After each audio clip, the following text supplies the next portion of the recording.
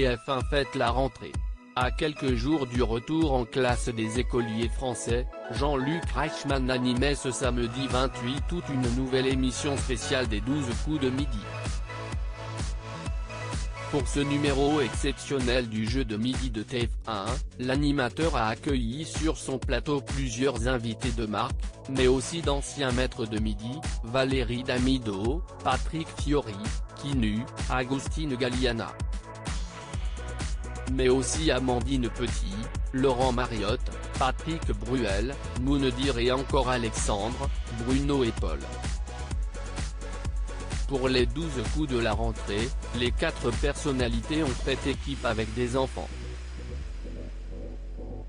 Après une première manche disputée, 2 équipes se sont affrontées lors du coup fatal. Valérie Damido, épaulée par Tyrone et Bruno, l'actuel maître de midi, a défié Quenu, accompagné de Léonie et d'Alexandre. Chacun leur tour, les 3 membres des équipes se sont affrontés. Et si est finalement celle menée par Valérie Damido qui s'est imposée. Et en tout, les candidats du jour ont permis de remporter une somme folle, 77 100 €, qui comprennent notamment une voiture, un voyage à La Réunion mais aussi une multitude d'objets connectés qu'une famille originaire de la Marne a remporté.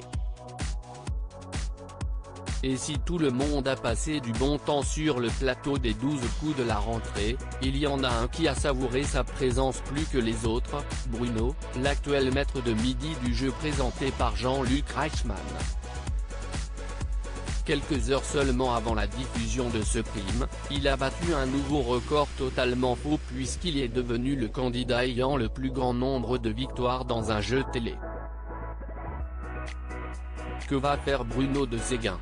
Avec 275 participations en effet, il a dépassé Marie-Christine, qui était restée dans le fauteuil de Tout le monde veut prendre sa place durant 274 jours. Bruno détient une cagnotte de 906 134 € dans les 12 coups de midi. Maintenant, je ressens de la fierté. Si est un jeu qui a 11 ans, il y a eu 4000 émissions et plus de 12 000 candidats. Donc être le premier d'une émission qui a vu passer autant de monde, si est énorme. Après, je souffre quand même du syndrome de l'imposteur, nous confiait-il il y a quelques jours, étonné d'être encore présent. Bruno nous expliquait alors ce qu'il comptait faire des gains remportés sur le plateau de TF1, je suis quelqu'un de très terre à terre. Je ne vais pas tout claquer dans des voitures de luxe. Je vais faire des investissements locatifs.